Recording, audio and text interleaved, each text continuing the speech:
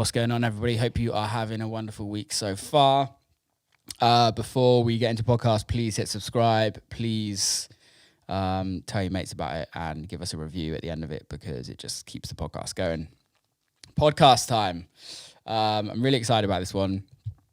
Melé doesn't really need any introduction. Is, for me, in my eyes, one artist that sits in his own lane and sits in the lane so confidently and so well that he stands above a lot of artists as if quality of what he produces.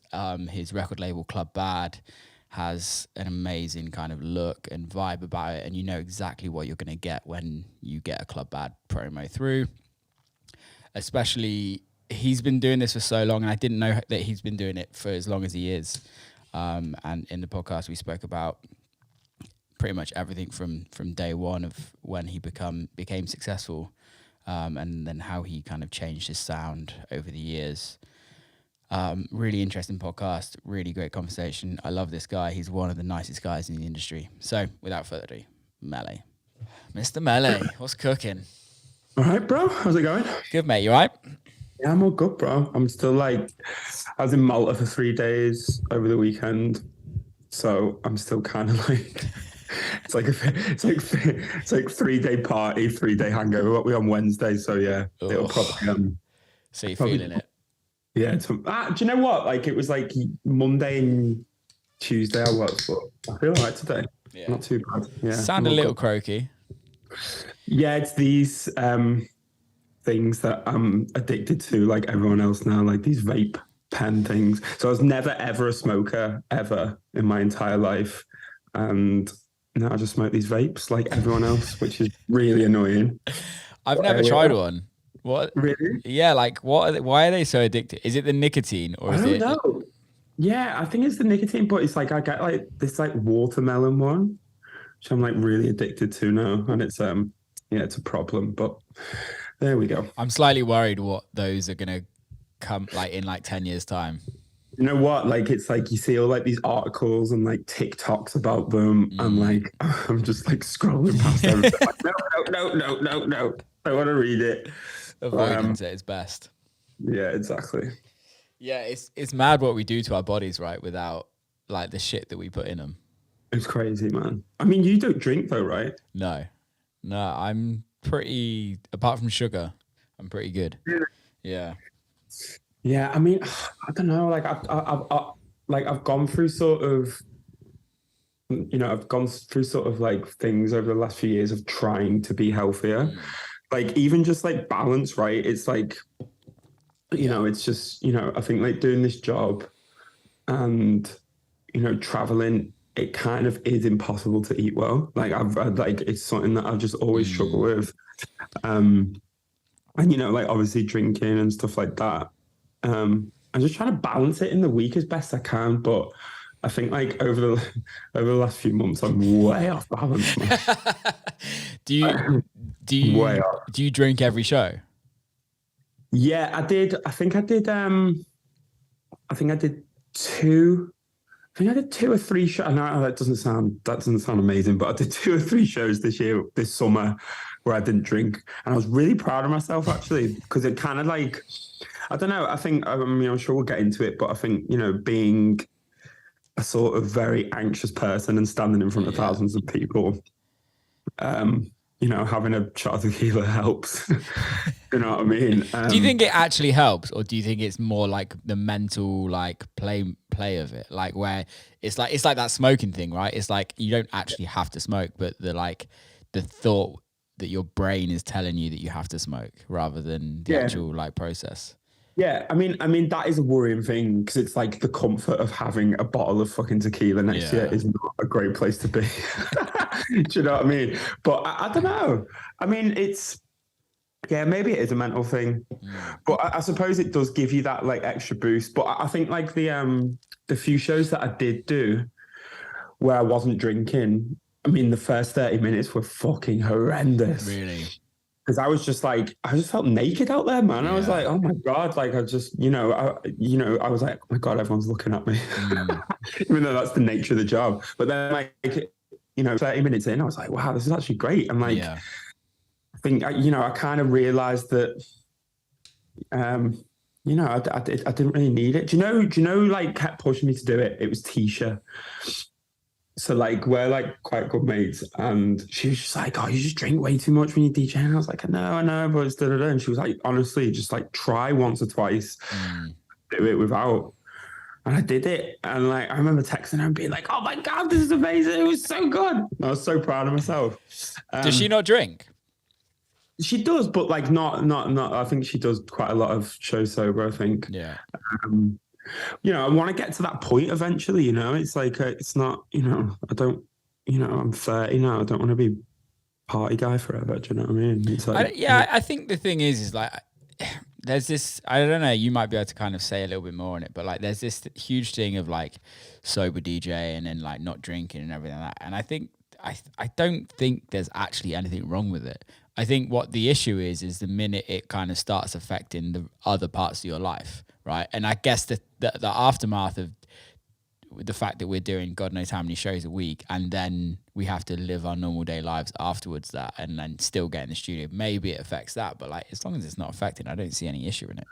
Yeah, I mean, I think for me it has not so much the drinking, but being as busy as I have been over the last few months, that has definitely affected, studio work, relationships, like everything. Yeah. Like, and it's not so much the partying, it's just that, being on the road 3-4 times a week. And then the last thing you want to do when you get home is go to the studio or just be a normal person. You just want to lie in bed or play FIFA or whatever and just do nothing. Yeah. You know what I mean? And just try and be a normal person as much as you can.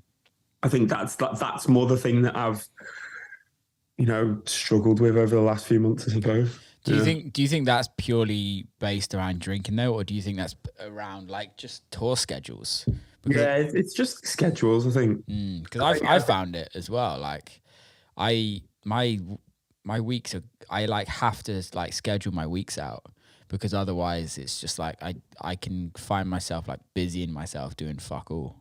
Yeah. Well, I'm the same, but it's like, I don't know if I'm kind of, somewhat ADD or ADHD or whatever, but, it's, I'm also really bad at saying no to things, because I feel like I'm in like this such like a privileged position that I feel like I have to say yes to everything, and I feel guilty if I say no. I've noticed over the last few weeks, I've started saying no to a few things.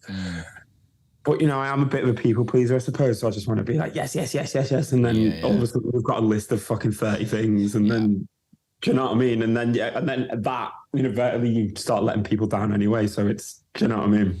Where does the whole people pleasing thing come from? I don't know.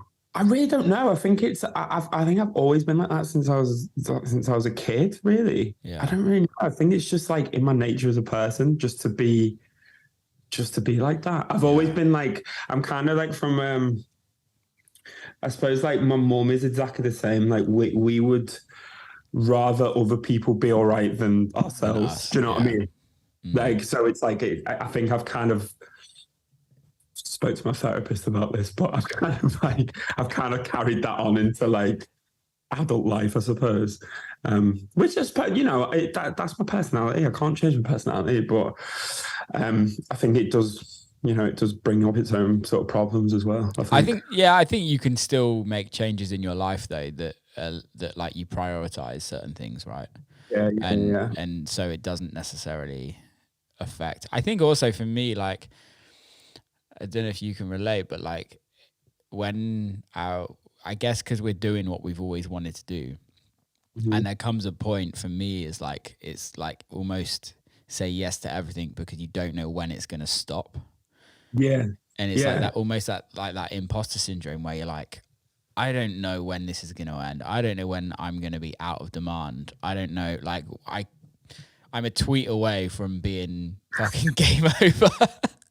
Bro, do you know what? Fucking hell, man. I'd like just change the subject a little bit.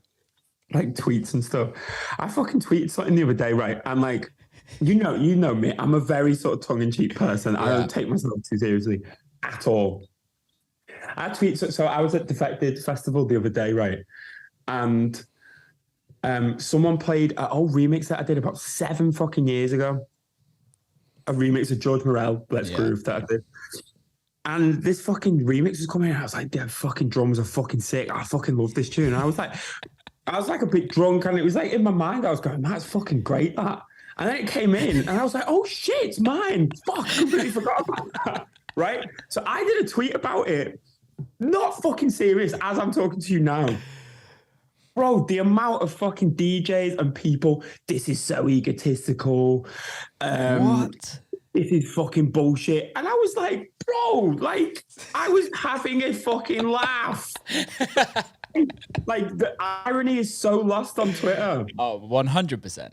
You know what I mean? 100%. And it was like, look, I love Lee from Within, but he fucking dug me out. And I was like, bro. What? Yes. I was like, bro, we're mates. Like, what? Like, and it was just like, oh man, it was like the pylon. And some guy was like, this is fucking tragic. And I was like, oh, do you know what? But that's exactly what you're saying. One tweet, like, people take that shit way out of context. It's just like, I listen to quite a lot of podcasts, like with like comedians, and this is something they talk about, and it's one of the reasons why I stay away from Twitter to a certain extent, because it's fucking gross. But it is. like, there's a lot of people in this industry that are willing, they're like support you until they're willing to jump on you on one thing. Facts. And like, we all have friends in this industry, but I like, realistically, there's a lot of people that I'm not going to talk to if I wasn't in this industry. If I stop tomorrow, I can guarantee you I could probably put like on my hand how many people are going to contact me after. And I think like this is the gross thing about not just this industry, just life right now. Is like people are willing to like just fuck over anyone if they can get the slightest bit up on them. And it fucking does my head in. Yeah. Do you know what? Like, it kind of, I don't know, like, I am a very sensitive person, right? I'm a super sensitive person. Yeah. And I think like a lot of artists are. Yeah. You know, we all are fucking, isn't fucking everyone insecure? Do you know what I mean? Like, totally. If I wasn't somewhat insecure, right, I wouldn't have tweeted that. No. Do you know what I mean? Like, I'm having a joke, but it's like, there's some sort of being like, yes. Do you know what I mean? Yeah, yeah. And it did kind of get me down a bit, because I was like, oh, like, I'm not that, that's not that type of person that I was being made out to be. I was a bit like, oh, that kind of sucks. Do you know what I mean? So I think, but I don't think Twitter's a great place if you are a sensitive person. No, I just don't think Twitter's a good place. Like, generally, because like I'm into football, right? And you know, some of the shit that you see on Twitter about footballers, and it's like, all right, these guys get paid millions and millions of pounds, but fucking hell, man, like, it's brutal. Yeah. Like the type of shit that they have to sort of read, and I don't know. I think. Yeah, I'm gonna stay off Twitter for a bit. I think what it is people just have. I think because you're not saying it in person, and like no one will say half the things that they say on Twitter in person. Did you ever see that Darren Brown show that he did? I can't remember what it was called. I think it was called like Masked, and he had like an audience of people that were all masked, and they could make the decision of what was going to happen to the person on the screen. Wow. Okay. And yeah, it was really dark, but because they were all masked, they were all anonymous, so like they had no repercussions of what was going to happen, and they all picked the worst thing possible that would happen to this guy. And then at the end of it, like, spoiler alert, it's fucking years old, but at the end of it, they all picked for this guy to like go and rob something and run away and get caught. But then he got ran over and died. What? Like, it's not actual true, but they filmed that bit afterwards, but they all chose for him to get like caught. Wow. But they didn't. And the moral of the story was like, when you're unmasked, when you're masked or when you're anonymous and you don't have any consequences, like you're willing to say what the fuck you want. Yeah. And I mean, I'm sure you've had it a lot of times. You know, if people don't enjoy your set or whatever, you get fucking stick, don't you? Like I get like fucking someone shouted. It's like I've got shit shouted from me from fucking cars. I live in Liverpool. Like you're fucking shit, or like something like that. You're just like what? And this is just playing music at the Mate, I think weekend. that's just because you live in Liverpool. No disrespect, but come on. Yeah. True. But like, it's really not that fucking deep. Do you know what I mean? And it's Yeah, like people like people take it way too seriously, man. And it's I don't know. I kind of have this thing where it's like, um, if you're not if people aren't getting on your back about things, you're obviously not shaking shit up that much. totally. You know what I mean? If you're like really shaking up the fucking world and doing some really cool shit, like it's gonna rub some people the wrong way. 100%. I released that Depeche Mode remix that I did. Oh Like yeah, we kind of just like bootlegged it out, and a bunch of like DJs got so pissed with me about it. A really? bunch, yeah. And it's just like we knew that it would get taken down. Like we tried to clear it, we couldn't clear it, so we just it was everyone was playing it, so we were just like fuck it, let's just put it out. Yeah, We know it's gonna get taken down, but like let's just put it out so people can have it. yeah. It went in like straight at like techno number one Beatport, and it pissed so many DJs off. I got so many DMs.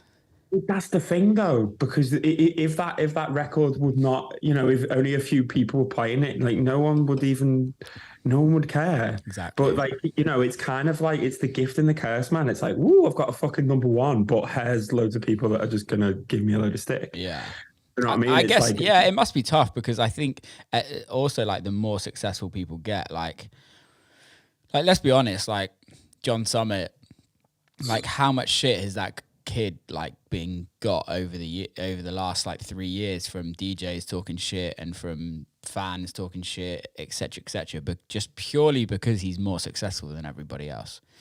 that is it. Yeah, That is literally it. And it's like, you know, you've kind of, you know, I suppose it just is what it is. Like it's shit, but you know, you've kind of got to be able to deal with these things. I think like when I was, you know, I kind of came straight out of school when I was 17 and started being a DJ. Never had another job, like to this day. And you know, I remember making a record called Ambience when I was like 2015, so I would have been like 20, like early 20s or whatever.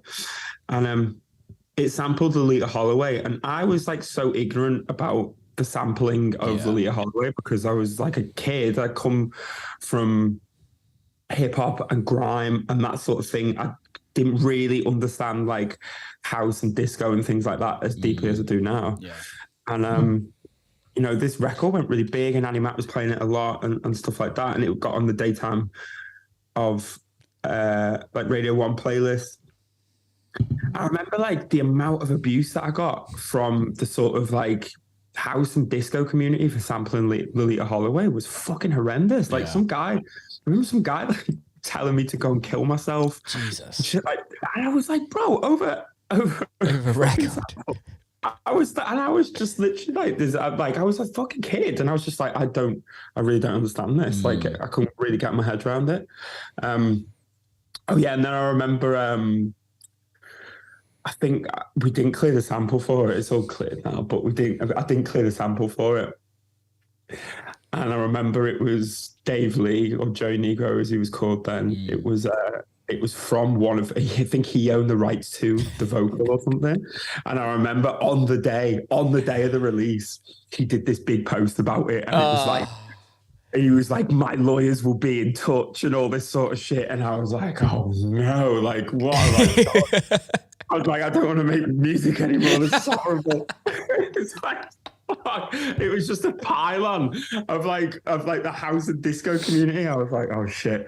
But I think like stuff like that is kind of, you know, it's kind of like taught me to have a bit of a thicker skin. Like, you know, I'm still a very sensitive person, but you know, I think you've got to take all these things with a pinch of salt, man. Do you know what I mean? Yeah, I think I forget as well sometimes, but like the internet is a different life to real life. Yeah. And like you can literally switch the internet off for you and just get on with your everyday life. Yeah.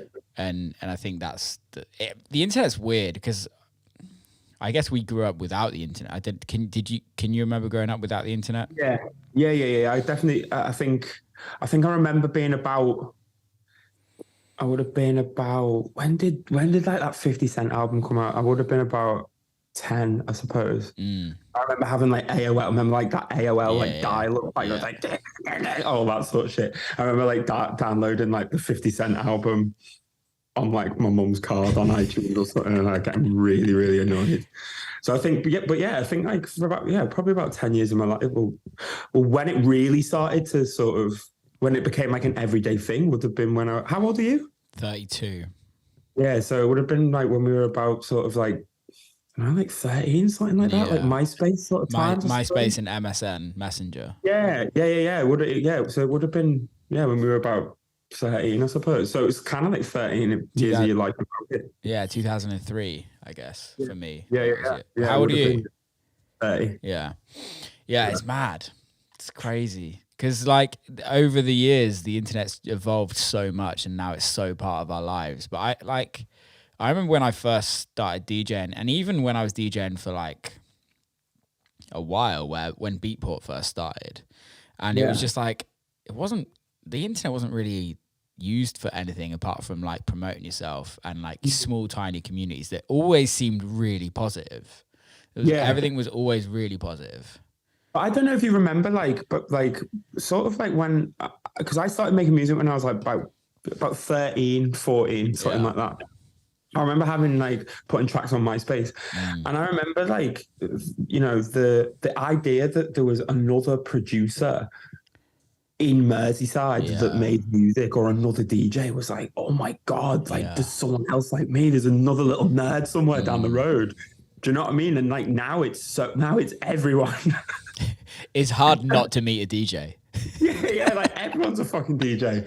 But like I remember like back then it was just like, I don't know, maybe it wasn't that exposed, but it felt like such like a nerdy, weird, like niche thing. If you sat in, do you know what I mean? If you sat in front of your computer and made music, it was kind of like I remember being in school and bringing like future music and like mix like into school to read, and people were just like, what the fuck are you doing? What? And it was like people were into like World of Warcraft and shit, and like being a fucking DJ or a producer was weirder than that. Yeah. Do you know what I mean? So it was kind of like, people would look at you weird, and people would be like, "What the fuck are you doing?" Yeah, and it's kind of weird to see like how now it's so the complete opposite thing. It's so commercialized. It's really strange. But it's pretty amazing that it is, because we can earn money. I know, exactly true. Yeah. I mean, like, I kind of remember coming out of like, I didn't get any GCSEs. I'm not academically smart. I never really was. I didn't get any GCSEs or anything. And then I kind of remember coming out of school, or like when I was about to leave school, and said to the careers officer, they're like, what do you want to do? And I was like, oh, well, I kind of like make music and I maybe want to go to college and do sound engineering or something like that. I don't know. And they were like, well, we either recommend that you get a job, apprenticeship as a plumber, or you try and go and get a job in Asda. So I was like, right, fucking hell, okay. So I went to try and get a job in Asda, and I got told by Asda that I wasn't qualified enough. And then I tried to go and get a job in Pound Stretcher, got told that I couldn't get a job in there because I wasn't qualified enough. So I was like, right, fuck it. I've got to make this shit work then. Because, and I think maybe that has been like a weird, like we were talking about before, it's like, that is like a weird sort of, that kind of like pushes me on, because I'm like, I've got nothing to fall back on. Yeah. So I've got to be really good at this. Do you know what I mean? Yeah. Otherwise I'm fucked. I'm living back at mum's. I agree with that. It's tough, because it's like, and also I think is when you put your mind to something, so like this isn't an overnight thing. You don't become successful overnight. You don't become Melé overnight, right? It's like I've got so many friends that are like super academic, like big lawyers, solicitors, like bankers, investors, and I'm just like, I could never do that. Like I would never, like, not the fact that if I'd want to do it, I'd just never be able to do it. Like, I'm not clever enough to do shit like that. Yeah, I hear that. I've got friends that do it as well, and like, I think it's just like, I mean, I suppose like we need to give ourselves a bit of credit because like clearly we run businesses, labels, and things like that. Like, granted, we have people that help us do it, but I do kind of look at that. Like, if I ever had to go and get a normal job doing something like that, like, you know, climbing the ladder and, you know, starting off somewhere and getting like this big job in like a corporate world or something like that. I'm just like, I don't know how people do that. I really respect it. Because it's something that I like. Honestly, like, I'd love the idea of like being really successful in corporate world. I love the idea of it. I don't know why, but like, I think it's because I see like a bunch of friends do it and I'm like, sick. Like, the goal is to like smash your numbers and earn more money. Like, that is literally it. And then you leave your job every day and you're done. But I suppose you have to be, I think like in that sort of world, you have to be a certain type of person, right? Like, I think like, I don't know, like to sort of climb the ladder in that sort of corporate world, like on a big scale, like you have to be somewhat of a dick. But like, let's be honest, is it not the same as the music industry? Yeah, that's true. I suppose we all have to be somewhat of a dick. Do you know what I mean? But like, I don't know, man. It's I think like sometimes I think I annoy.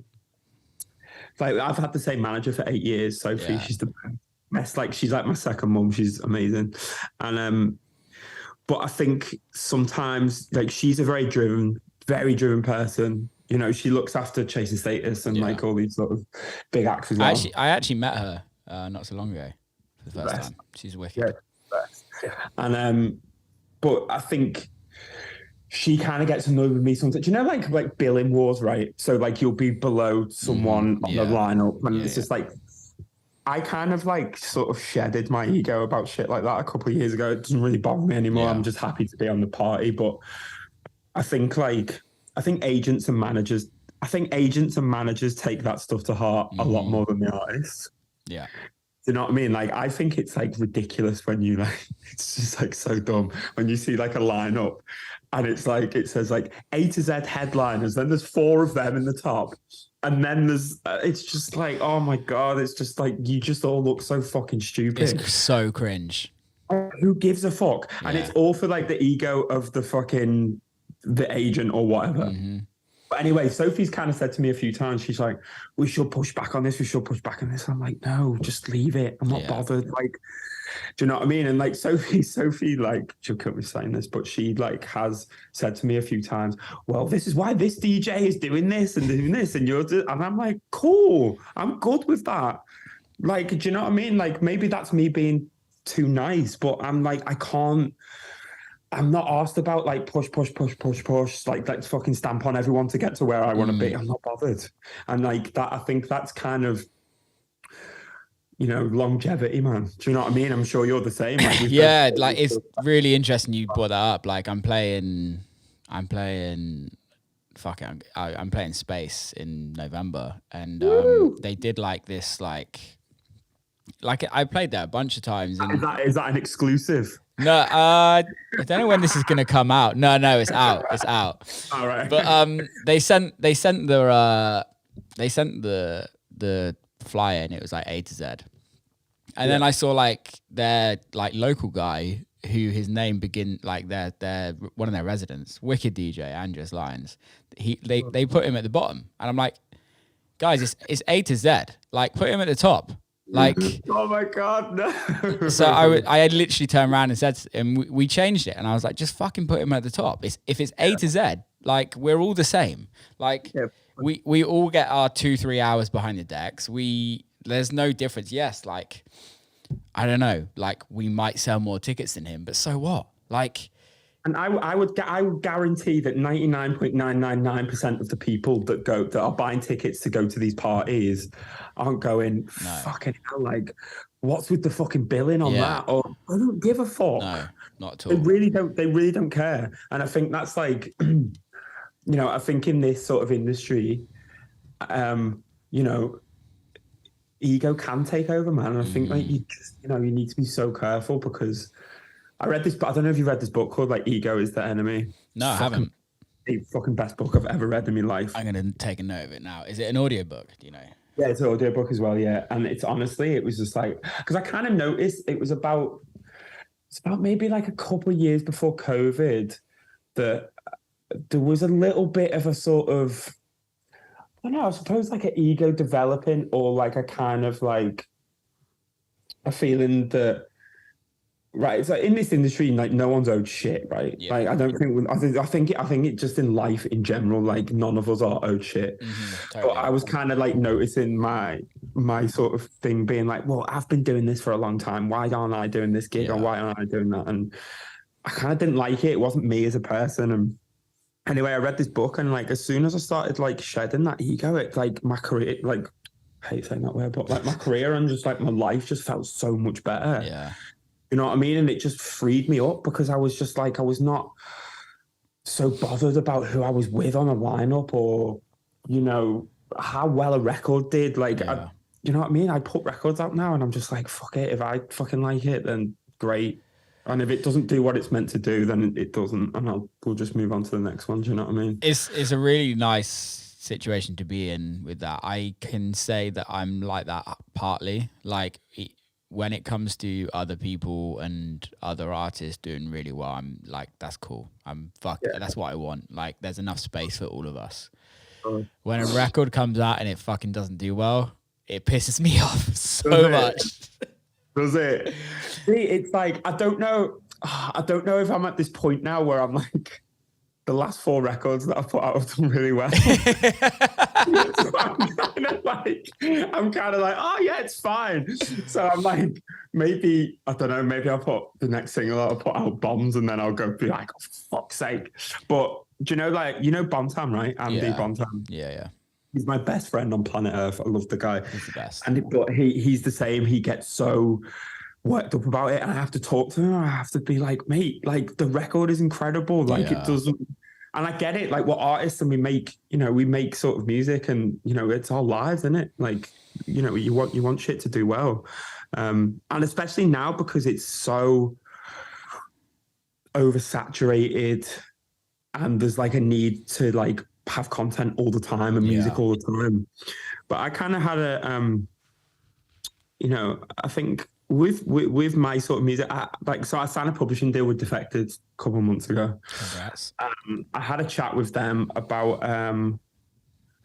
you know, they were basically saying to me, you need to put out more music. And I was like, well, every sort of song that I make, I want to take people's heads off with it. Like, that's just like, I'm not interested in putting out filler records. Like, I'm just not. Like, I get it for the content and for the constant, hey, here's a new record. I don't want to do that. Do you know what I mean? And, you know, you can't go into the studio every single week and make, you know, not blowing smoke up my own arse, but that Groove Africa record did really fucking well. And it's like a record that took me 20 minutes to make. And like, I remember my manager actually said to me, she was like, it's a good B-side. And I was like, no.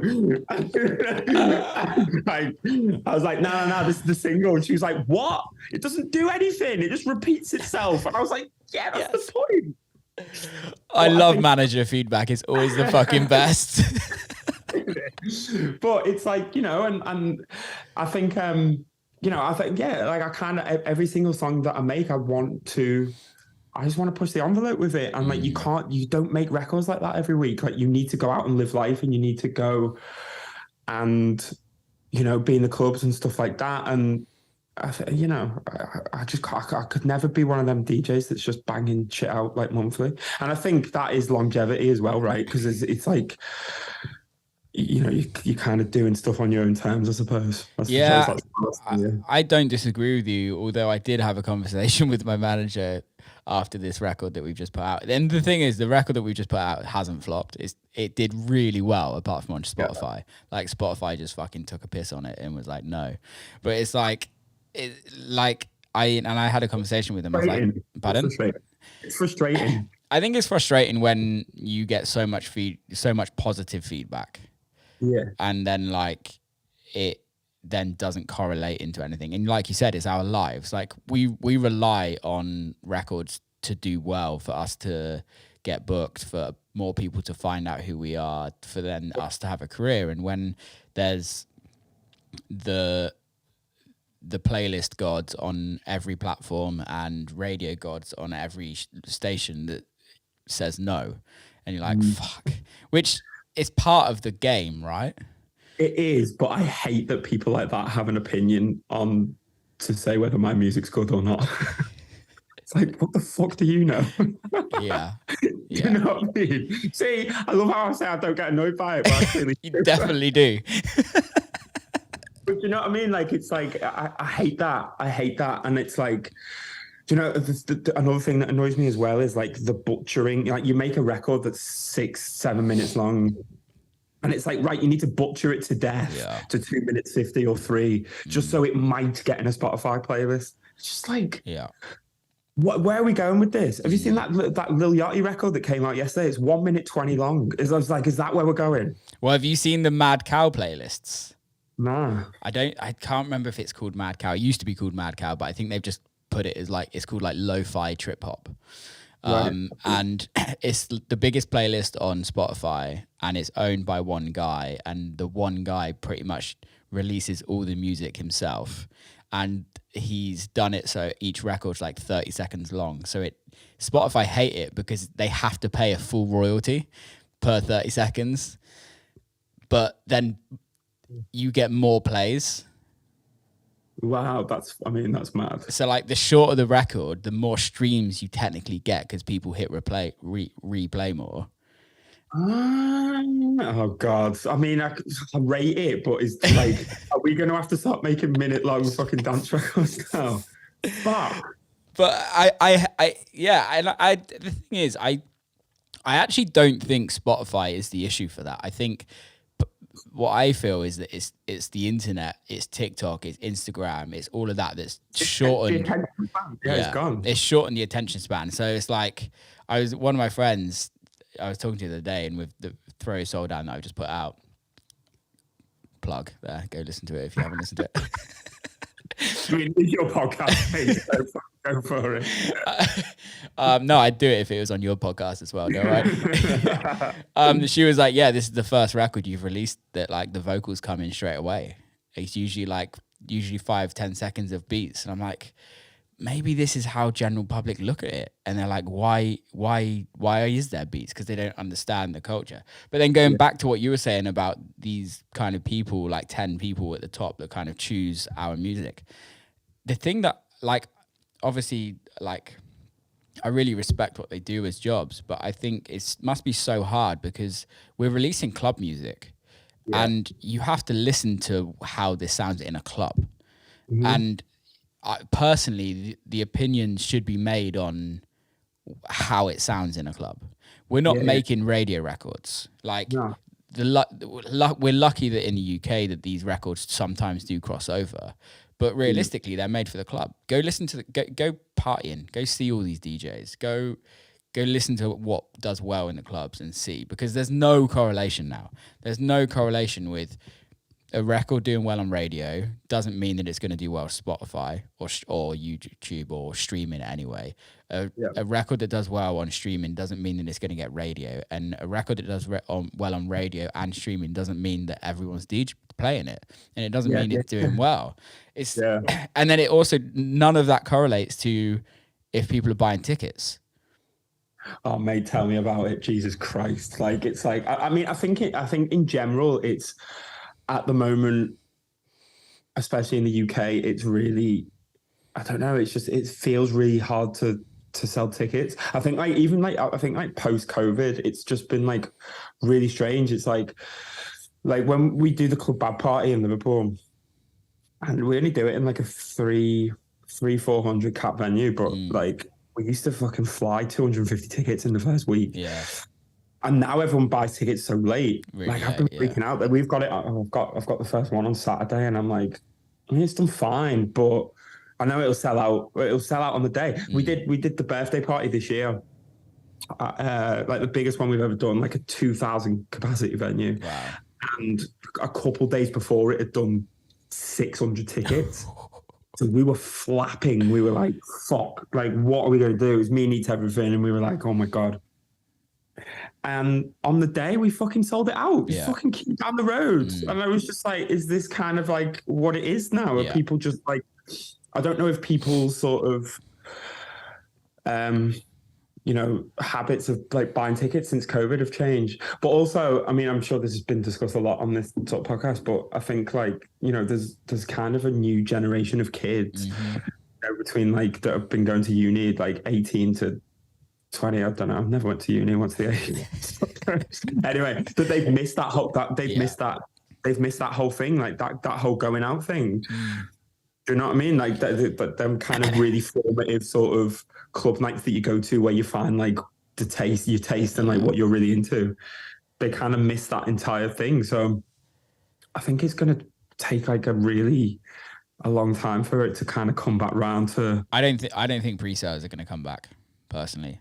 I think it's just a market that we all have to, unless you're like massive like Chris Lake or something like that, where you're selling fucking 20,000 tickets at a go. But like, I think it's very different for the markets that are like where you have a follower, you have a fan base, but they're not like super like, oh my God, I have to see this weekend. Because I think what everyone wants to do is wait to see what their mates are doing. And then you have two mates that want to go to Club Bad, and then they tell all their mates and it's like, okay, 20 people are coming now.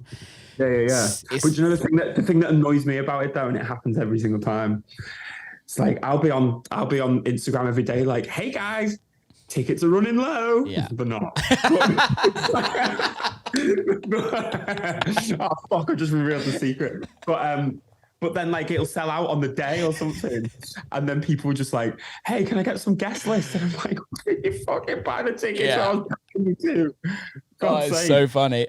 Talking about that, I won't disclose where I played, but the like 2 hours before the club opened, they were like sold out. Okay. I'm like, sweet, whatever. I knew deep down inside, this is bullshit. Like absolute bullshit. This is in a rural town in the UK. Like no way I sold this out. Like at all. I got to the club and there was literally like 20 people there. So why did they? What? I know. What the fuck? Why? And then they did. And then they did an after movie. Oh no! Did they do it like so they got like the angles right, so it made like it looked like there was loads of people in there? Oh, yeah, and I'm sorry if the person's listening that booked me. I love you. You're a homie, but still, don't do that. Don't do that ever again. Fucking hell, man. But it's like, I don't know. I mean, to be honest, I haven't been doing like I used to be, sort of doing every little town in the fucking UK for years, like Nottingham, Sheffield, Bristol, like all that. Like, I don't know. I haven't really been playing that often. I've been doing a lot in America and stuff. And I kind of like, I used to live in America. I'm in the UK at the moment, but I still have my place out there. Yeah. I've really loved going out there this year. It's just like, I don't know. Like, I think in the UK, it's like, I've been such a sort of DJ that's just been around for 10 years on every fucking lineup because I can't say no to fucking things. And but I kind of like going to America. It just seems like there's like new energy. It's like it's just fresh. People, I'm just like kind of new to people-ish over there.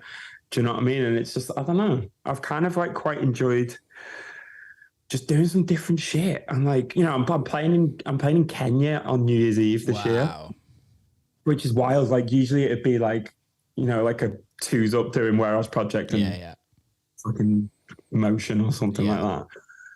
I kind of did that for years. So it's kind of like, it's nice to be able to like start switching it up and doing some different shit. Do you know what I mean? Yeah. How is your African market? Because like your music is very organic, and I don't want to say you're an Afro house artist because I don't think you are personally. No. Especially being the whitest dude from Liverpool. It just doesn't go hand in hand. Hey, well, I'll come on to the Africa thing, but I think like I kind of struggle with that. I've always been like super. I've always been. I have to be super respectful about what I sort of sample. Yeah. And what I've always made sure that.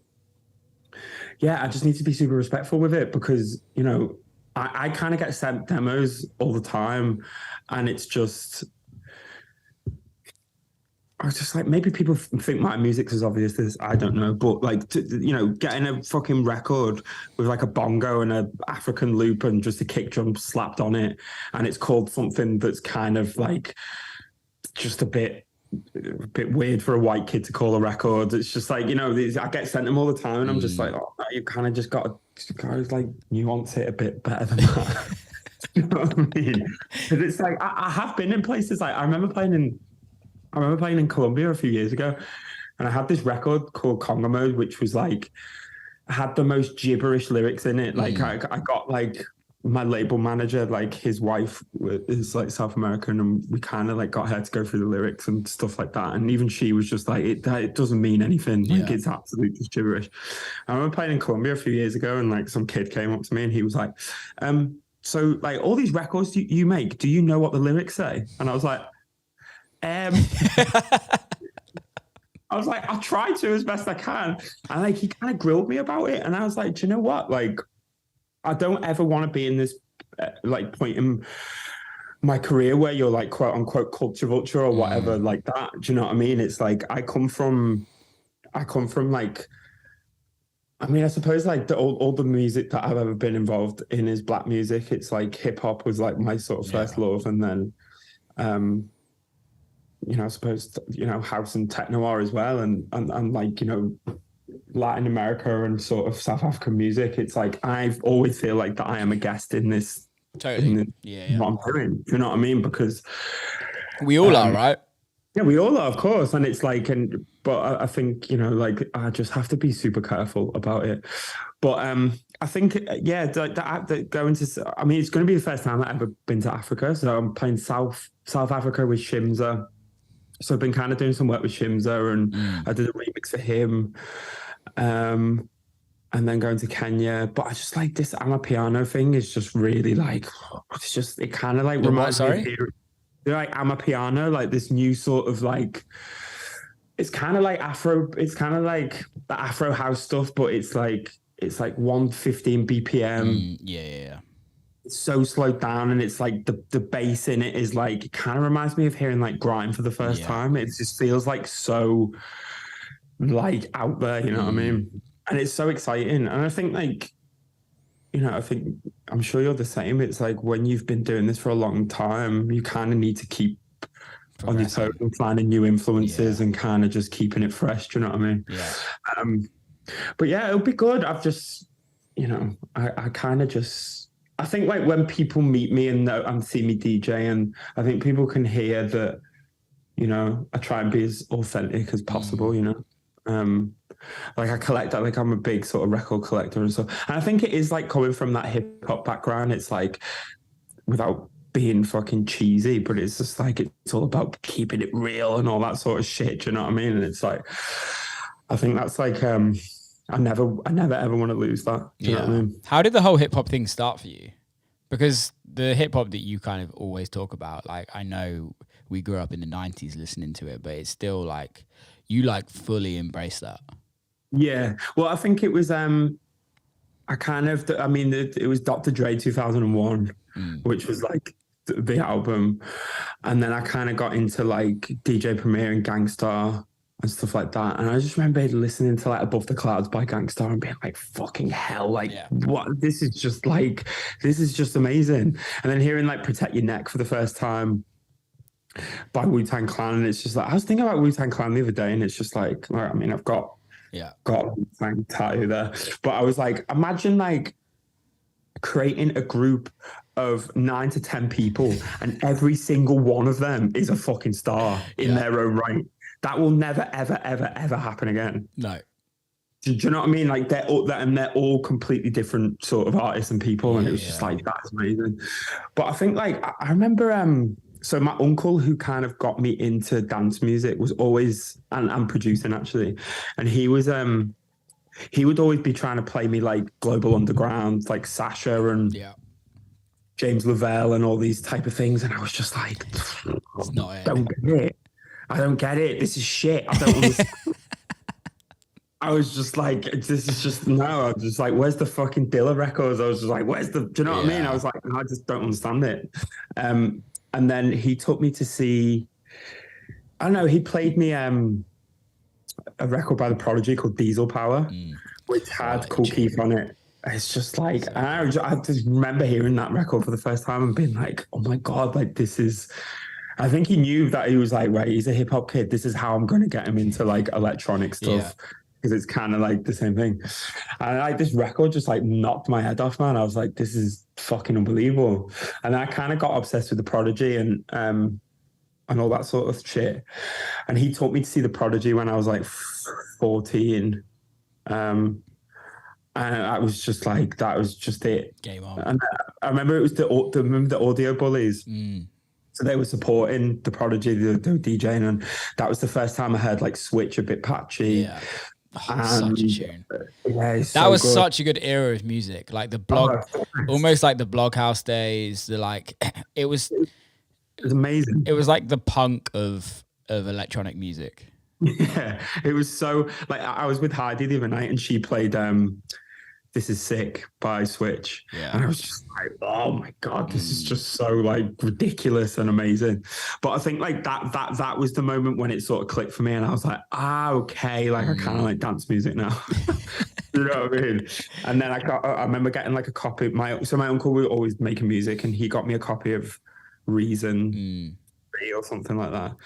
And then I just started making tunes from there. And then but yeah, it was just weird how I completely detested dance music. I was like, ugh, this is fucking disgusting. And now it's my life. Like, what the fuck? Just weird how shit like that happens, man. Do you make hip hop beats? I've started to get back into it. I bought an MPC again. Sick. And I've started to get back into it because, you know, like the music that kind of like, I don't really listen to dance music that much. Yeah.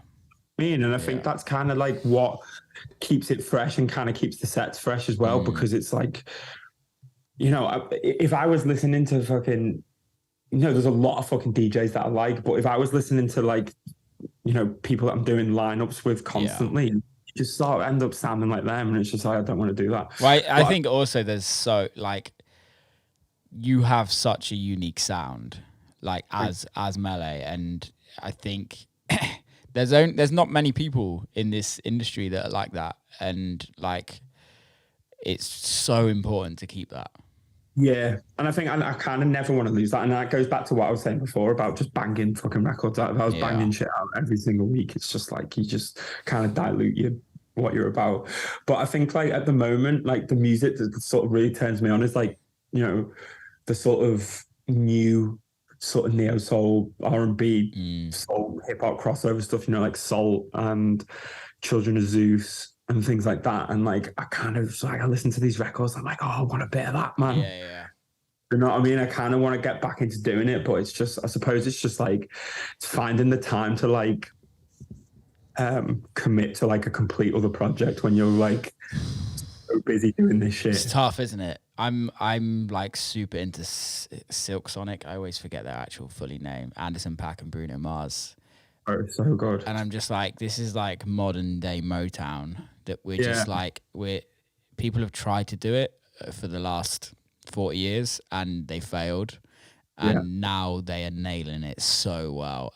Anderson .Paak, I think, is like one of the best artists of like our generation. Agreed. I think that fucking guy is like, I don't think people, like, I know people do appreciate him, but I don't think he's fully appreciated of how fucking good that guy is. I agree. But I also think that's really fucking cool. Because he's like, he's still able to kind of be underneath everything. It's kind of like, for me in our scene, it's almost, it won't be for a while, for much longer, but like the kind of music guys like Anmi, Ramper. Yeah. like for me, like what they're doing at this moment in time, I absolutely love. Yeah, they're amazing. But it's also like they've been doing it for so long, and it's only now that they're kind of getting the recognition. And like you see them change. You see like how like these like really geeky German dudes just like have completely changed, and then they're fucking producing Drake's album, and you're like, Jesus Christ, it's weird. I seen Amy play. I went to Black because I've been like, I mean, like I've done a lot of shows in IP for this year. Like fucking, it got to the point right where I was like in April, May, I was like, IP there, woo! And now like I did my last gig last weekend, and I was like, get me the fuck off. I was like, fuck this place. But I've been kind of hanging around there a lot, and I went to see Amy at Black Coffee's night. And it was incredible. His set was incredible, but it was just like the setting was so weird. It was like there was like tables like next to the booth, and like people were just like, "Oh yeah, they're like 70 grand for the night or something." But then you've got me playing like the maddest fucking off its head, deep sort of like tribal shit, and I was like, "Wow, there's like the juxtaposition here is wild." I know. I had breakfast with Chrissy, who's Black Coffee's manager, the other day, and she was telling me some of the stories there and you're just like, like it's amazing what he's done. Like it's actually truly amazing what he's done and what they have done as a team. Yeah, it's incredible. Like create a very high end culture out of dance music, because it was never there before. It was always like, get your fucking pills and go sweat in the dance floor, and no one gives a fuck. But like, no cameras. Like, I don't want to be seen. I'm going to escape. It's just changed. It's flipped on the side. I guess the Afterlife guys are the same. It's like they've Funeral House. It's kind of like just got to a point where they're so famous in this genre that like there's a huge wealth kind of it, like, you know, if you're going to one of these parties, it's full of wealthy people. Oh yeah, I mean the 3 times that I've been to Black Coffee this year, I seen Vinicius Junior, the Real Madrid striker, who scored the goal against Liverpool in the Champions League final. So did you hate him? Like, yeah, I didn't want to speak to that guy. Not like he wanted to speak to me, but like we kind of got introduced, and it was just like, oh yeah, cool, man. But it's like, that's what I mean, like the amount of people like that you see in there, like big sort of really wealthy people.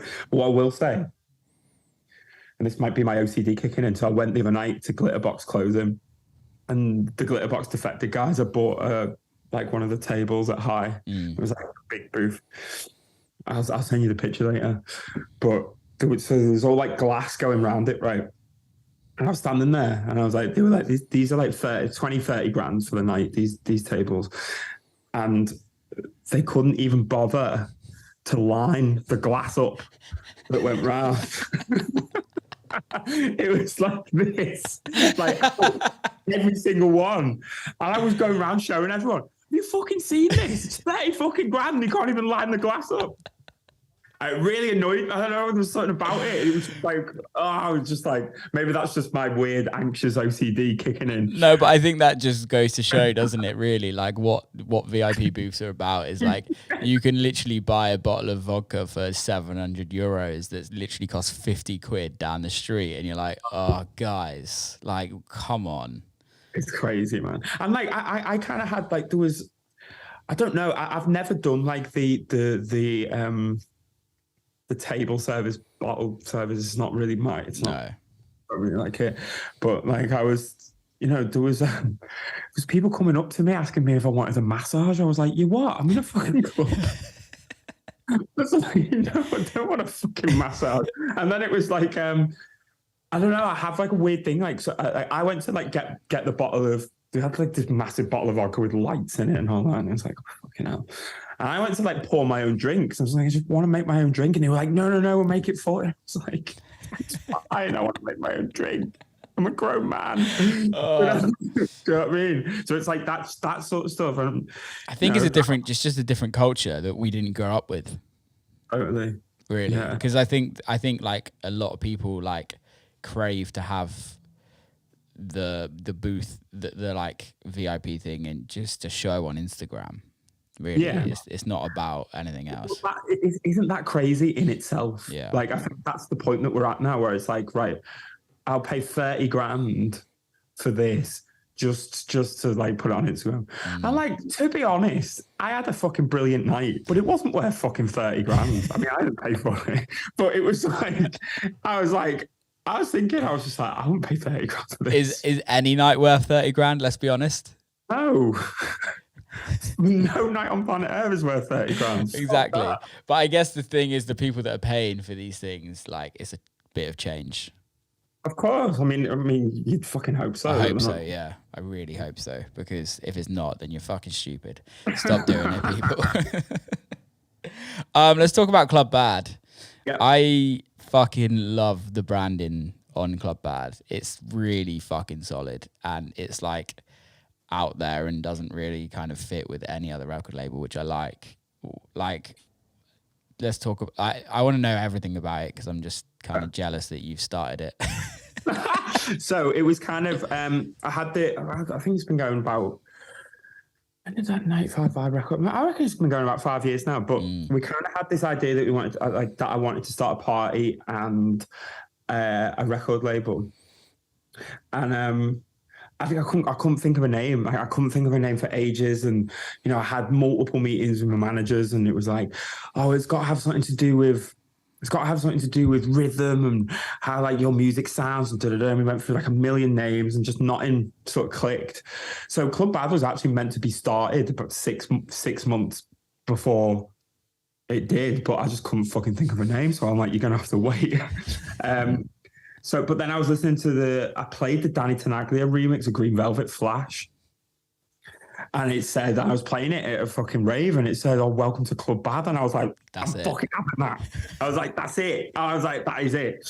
And like, I suppose like, so once I sort of had the name, you know, I kind of just wanted something that was going to reflect, one, my sort of personality, two, the music that I sort of like playing, which is sort of like quite sort of all over the place and sort of out there. And then I kind of always, I like the kind of like stamp, like tattoo, like, do you know, like traditional tattoo sort of vibe. I kind of like, I've kind of always liked that, like the Panthers and the kind of the Cobra sort of things and all that. So we got introduced to a guy called Joel Burden. So I've got to big up Joel, like he is the guy that does all this stuff. He's out of Doncaster. And, sort of like really like Joel's art, and I kind of just went to Joel and was just like, right, this is kind of what I want to do. This is my kind of idea for it. I kind of like want it to be like everything to be like an animal, or like so all the club nights will always be like one sort of animal, and then like so but Joel kind of came up with like the record label artwork with the squares and all that sort of shit. So it's kind of like it's been, and obviously he designs between me, him, and Jake from Unique Clothing. We designed the clothes together.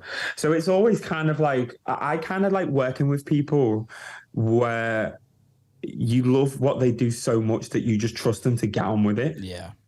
Like I'm not too much of a like controlling, like micromanagement person. I'm just like to Joel, I'm just like, here's what I'm thinking. Just go and do it because I know he's gonna smash it. You know what I mean? And like that just makes like, one, their life so much easier. Yeah. And two, I think that just kind of, that will just create the sort of the best sort of product, I suppose. And the most authentic is kind of, it just feels so real. And everything you like put out branding wise, it looks fucking great. Thank like you, man. Not talking about even the sound of the records and everything like that, but it's, I don't like saying it, but brand is everything in this industry, in life, not just everything. In life is brand. Like, like the reason, like, just look at Apple, for example. Look at Moog, it's just brand is everything. And I think when you have a solid brand, it kind of just pushes through. Look at Afterlife, for example, like that. It's I just wanted it to be like so recognizable. And not, you know, I kind of, maybe it's a detriment to myself sometimes, but like I kind of like I'm so obsessed with not doing anything like anyone else. Same. Do you know? Do you Yeah. know what I mean? It's like I suppose I feel like that's how it should be, and I think like that's the thing we want to do with Club Bad is just like we've got our like kind of look and everything now, and like that's like our sort of identity with it. But it's good. It's It takes time, doesn't it, as well, right? It takes time to kind of kind of grow that and kind of really like work out what it is for you and I see like a lot of sort of DJs like starting labels, and like more power to them. I'm not saying anything bad about it, but like sometimes it can feel a little bit like rushed. Yeah. It's just like, oh, I've just thought of this name like yesterday, like let's just do it. Yeah. Do you know what I mean? And it's like, I don't know, if you want like a lasting thing, it needs to have people need to be able to sort of identify with it, I suppose. Like I fucking meet kids and fucking, you know, I met this kid in Dallas a few weeks ago, and he had every single Club Bad shirt. And I was just like, I didn't even know we fucking was selling shit to Dallas. I remember doing like this girl came up to me in South Korea who had a Club Bad t-shirt on. You know, there's people in Miami and fucking LA with Club Bad tattoos, and I think like I always said to my management when we were sort of creating it, I was like, I don't want it to be so much that it's Melé's Club Bad. Yeah. I want Club Bad to be able to like stand on its own.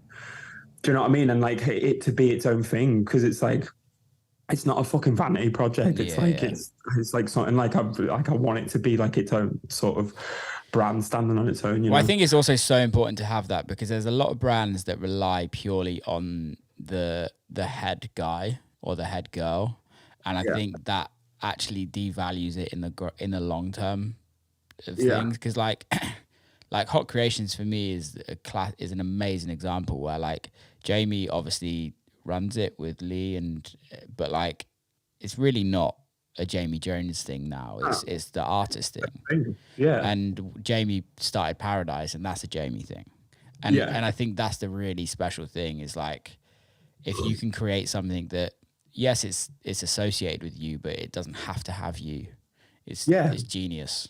Yeah, and I think we always kind of looked at Paradise and sort of, you know, I suppose Elro in a way. I think like Elro, because when I started Club Bad, I was doing like a lot. It was when I was doing the residency for Elro, and maybe that rubbed off on it a little bit, just like that kind of like vibrant sort of, you know, it's just a bit of fun, man. Yeah, do you know what I mean? It's just like I am playing fun music, and I do play some fucking cheesy shit sometimes, and it's just like, fuck it. I'm not taking myself seriously, you know? Yeah, it would be a bit weird if your branding was like super like dark and techno-y and like just taking this. It wouldn't work. Like, what? But I think like what we're going to start doing with the party now is we're going to start doing like special nights. So I'm going to do a party. We're trying to figure it out at the moment, but I'm going to do a party where we don't play house, and I'm going to start. Wow.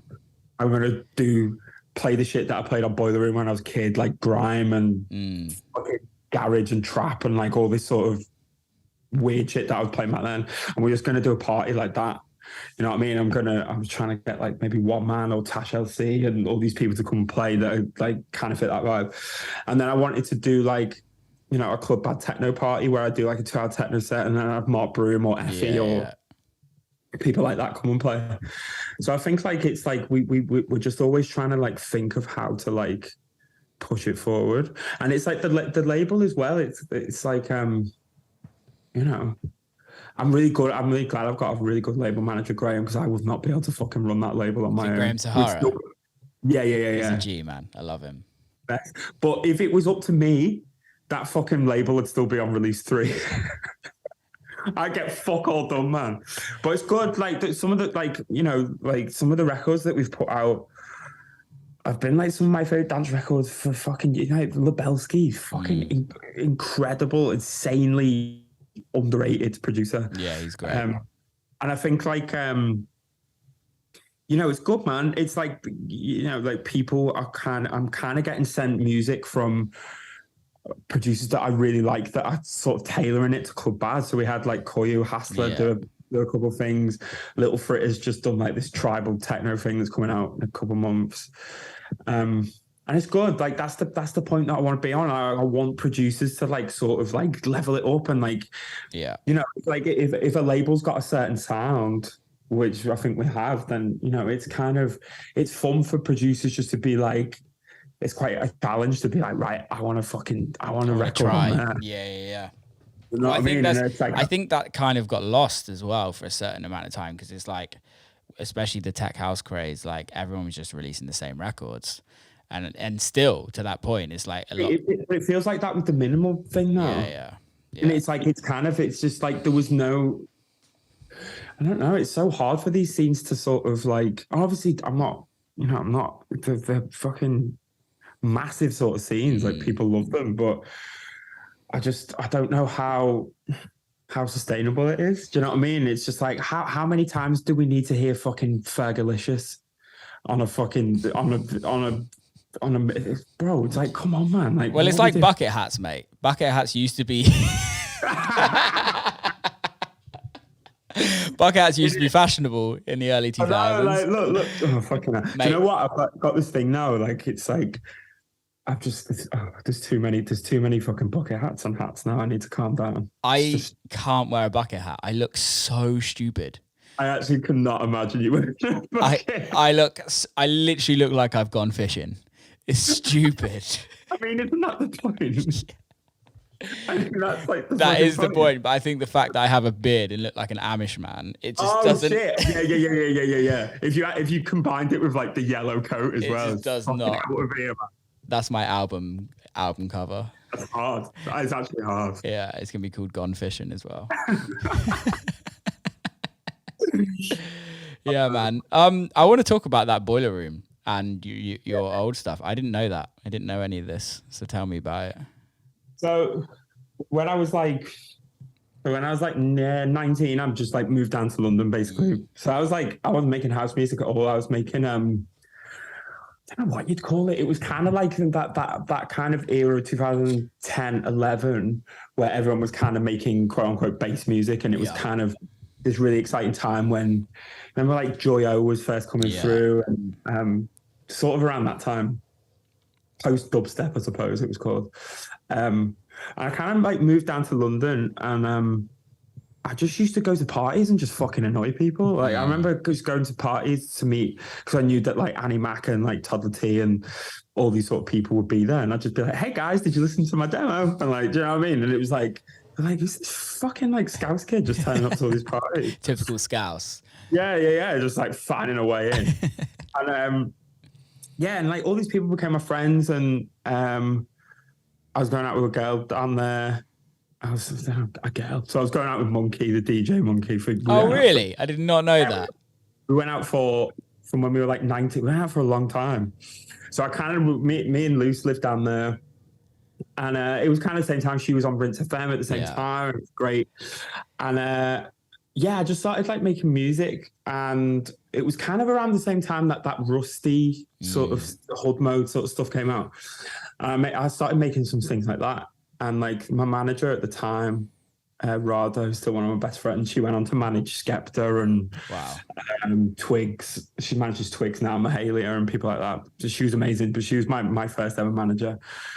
And she was just like, well, we should just get a rapper on these beats then. And I was like, well, who? She was like, who do you want on it? And my favorite rapper of all the UK was Kano. I was just like, that was like my ultimate. Yeah. I was like, well, let's try and get Kano on it then.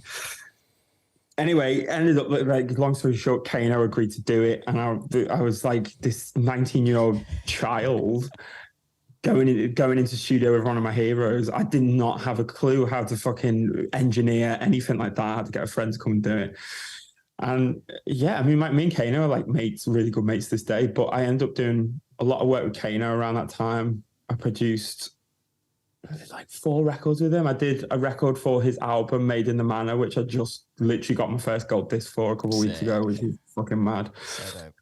So I was doing like Boiler Room, and like I think it's so weird like looking at it now, because it's like I look complete. I mean, obviously it was like 11 years ago, but it was kind of just like this weird time where it was just, you know, when you're like so young that you don't really care what other people think. You don't really don't really know what you're playing is completely fucking wrong. Yeah.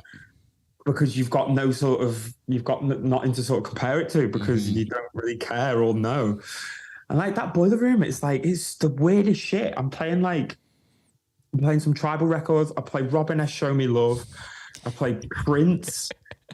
I play Rusty. I play Daniel Bedingfield. I play Pulse X. Like all like it's so all over the place. But I think like that was like such a fucking era, that time where it was just like that's what you just fucking did. I bet it went off. Yeah, it was great. And like, mate, but I had like some amazing shows around that time.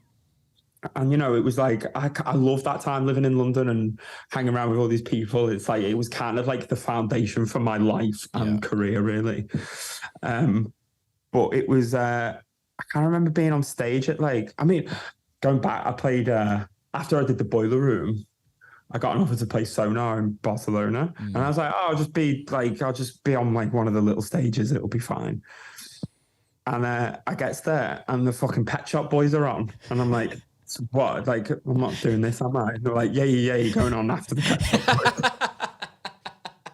I was like, you fucking what? There's 15,000 people in a room. I am a child, an actual fucking child. And I like literally, I remember like getting like wheeled on stage, this little about the size of this fucking table. I'm standing in front of 15,000 people in Barcelona, and I'm a fucking kid.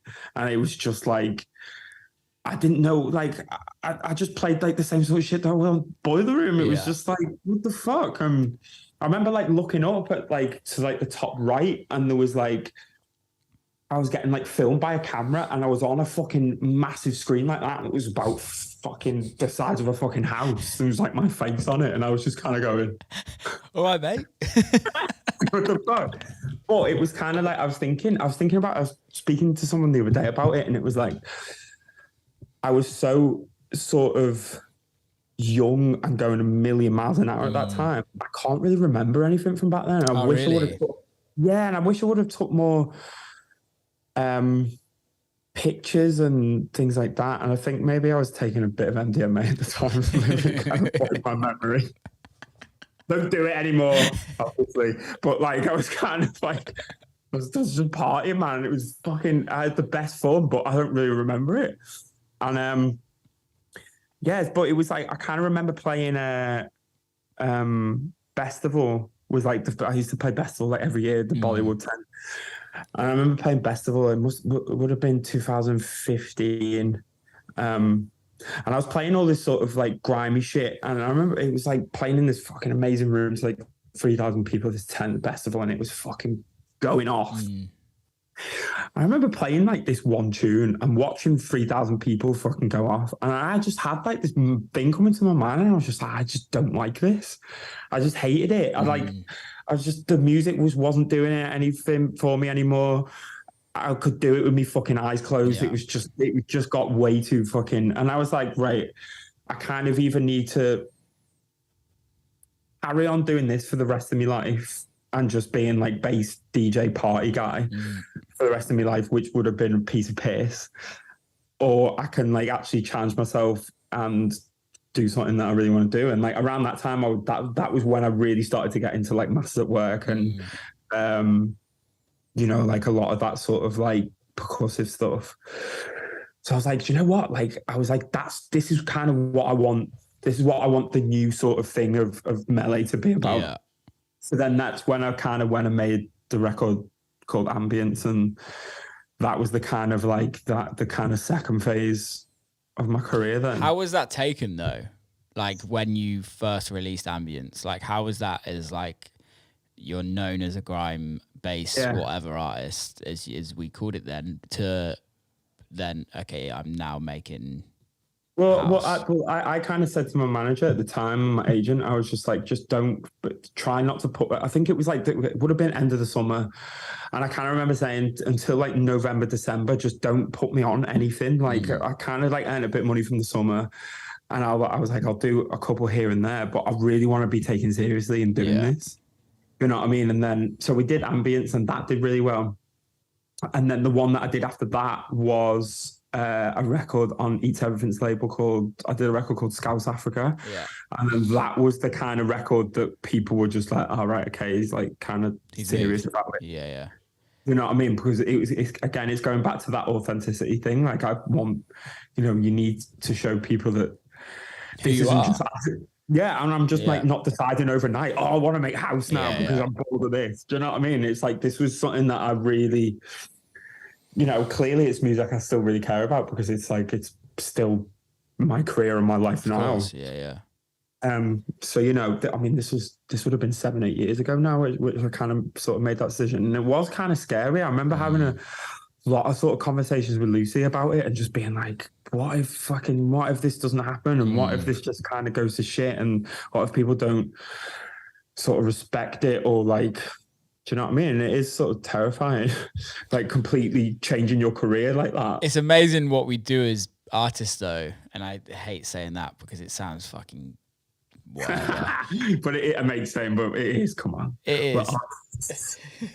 But it's like, it's amazing what we would do just to be happy with the music that we make, right? And it's like, we will literally give up a career to change completely to make something that we like. Yeah. And I think like, I'm sure you're the same. It's like, I've never done anything. Maybe that's a lie. But the majority of things that I do in this sort of thing have never been for money. Like it's not like I kind of like honestly, and like this is kind of a bit stupid, and like my manager and my accountant probably get annoyed at me. But like I don't really look at how much I earn for gigs. Like I'm like I know I kind of ish what I'm getting, and then I just go and get it, and then you get paid at the end of the month, and then that's you're like, oh right, okay. But I think like. It doesn't really bother me that much. It's just like, it sounds a bit cliche, but you do it for the love, innit? Do you know what I mean? That's interesting because I wouldn't say I'm like that. Like, really? I definitely, like, I'm a bit OCD with kind of finances where it's like, okay, so we did this on this show and they want us again. Well, we should be getting this on this show. Right. Yeah. And like, I have like, this is so stupid. I have like Excel spreadsheets of like all my last. I wish I was like that. All my last touring, like I could literally go back to like 2019 with all my touring on like how much I earn on every show and everything. But that's I'm definitely not like that, bro. I'm so like I've got a lot better with it. I have got a lot better with it, I promise. But I'm terrible. Really terrible. It's so bad. In what sense? Like you spending or just? Spending, just sort of not saving. Like I've never bought a place. I'm still like renting. I've been renting for 10 years. Mate, come on, buy a place. You live in Liverpool. I know, bro. I know. Well, that's what I've been kind of looking at. Like, is buying a new place. Like I buying my first place. Yeah. But it's just like I think it was like in COVID, I got in like loads of debt and shit like that. So it's been like this whole summer's been like catching up. Yeah. You know what I mean? And like now I'm like good. I'm like, right, I can start saving properly again. It's tough, isn't it? It's really tough. The one thing for me that always kind of I think it was my old manager who like it's probably the best thing she ever said to me. And it was like, there's so many DJs that make house music that can't even afford their own house. And I was like, me. But it's like, I know you could. Yeah. But it's just also about like, it's kind of a weird thing. There's probably going to be somebody listening going, oh, what a fucking bunch of wankers. Like I bought a house in Detroit. Like Detroit is like fucking, it's cheap as fuck out there. But it's still like, it's still. Did you buy somewhere in the UK as well? No. No. Yeah. I'm lucky with my place in the UK. My parents have like an old farm. So I live in one of the barns in the cow shed. But like, I think it's just like, it's so important. It's so weird and to kind of think about this on a business side of things. because it's like we do it because we love it, and like, yeah, you're right, like the fact that we're getting paid to do shows is unreal. But it goes back to what we said at the beginning: is when's this going to end? I know. And it's like I don't know when this is going to end, so like I have to try and like work out, like hopefully I do this for the rest of my life. Yeah. But like you never know, so it's like I try and get to a point where like financially it kind of helps. Don't get me wrong, I'm still very far off from where it needs to be. But I think it's like I look up to like certain artists and mates, like I'm sure you're friends with them as well, and they're earning extremely good money, and you're like, okay, like what do we have to do to get to that point so that life's comfortable enough for the rest of our lives? If you know what I mean. Like I played with Calvin in the summer, and like obviously he's on another level, and I will never get to that level. Like, let's be honest. Crazy. Yeah. Facts. But you look at that and you look, okay, like a small percentage of that, like will comfortably allow you to live a life for the rest of your life, and allow your loved ones to live a life. Yeah, I think that's the dream, isn't it? And I think like I am very, I'm still, I suppose I'm a little bit immature still, and I probably always will be. But it's like, it's getting to that. You get to that point where you're like 30 and you're just like, right, I need to fucking get my shit together now. Yeah, like, I can't just be fucking like. I went into a shop yesterday, and there was like a mint condition Sega Mega Drive. Right. And fucking did you buy it?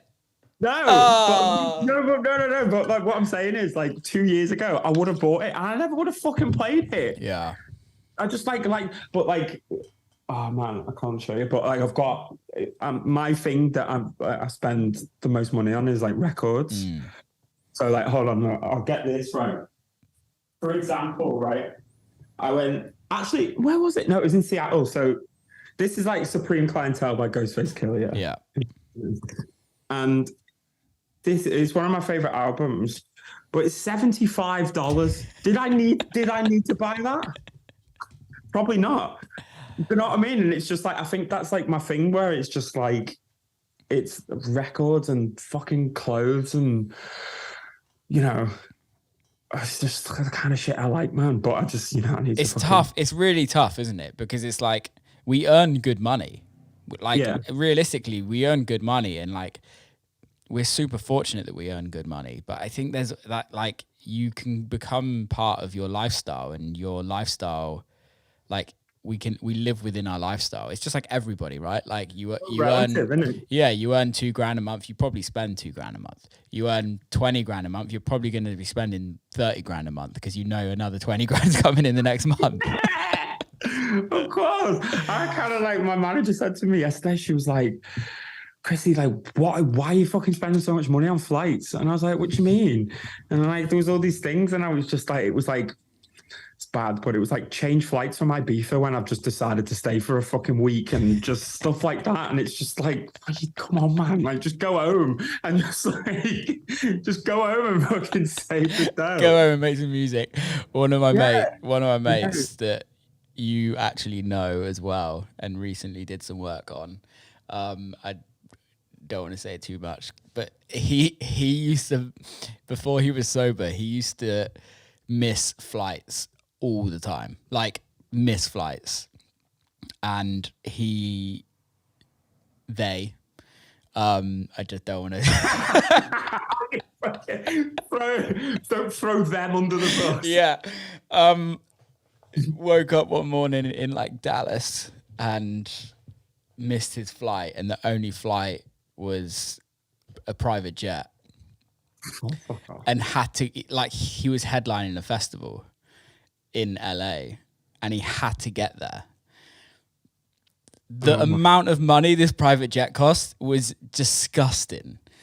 And you're just like, oh no. Like, I know you mean now. Yeah, and you're just like, fuck.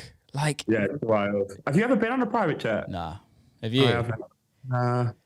I have, everybody on this podcast will know that I have this like hate for DJs that post pictures of them on a private jet. I stand it.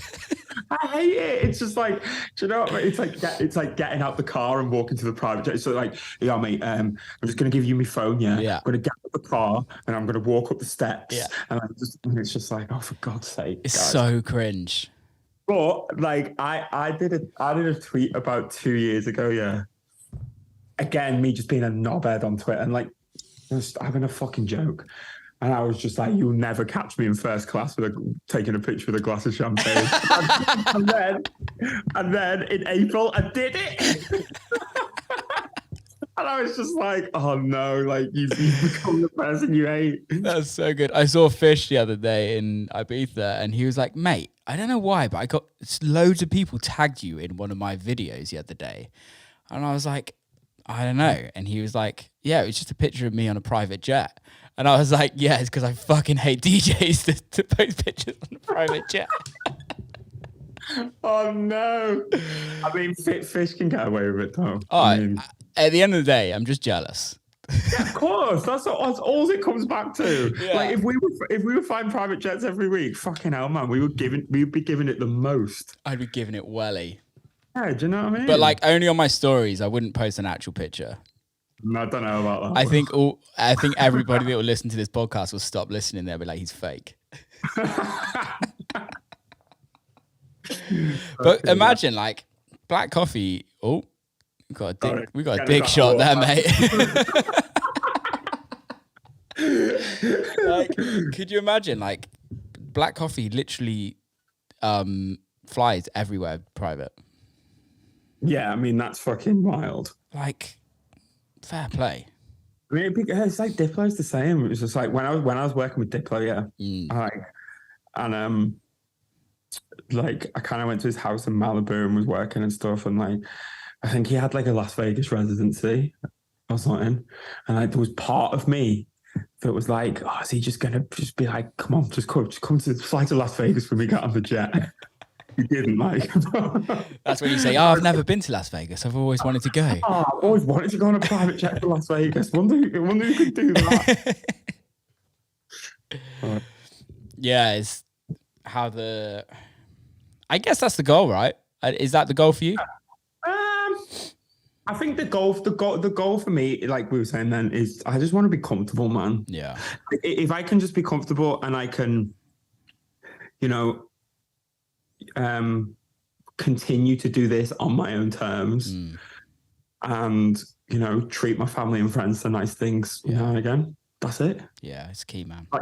Like that is it. Like that like I don't really, I'm not like, I'm a very, very driven person, but I'm not, you know, I'm not bothered about having a fucking 10-bedroom house. And yeah, same. Yeah. It doesn't really bother me. Like if I can like do this on my own terms, continue to sort of travel the world and be comfy and do it alongside my family and friends. That's it. Yeah. That's it. Like that's the dream in it, really.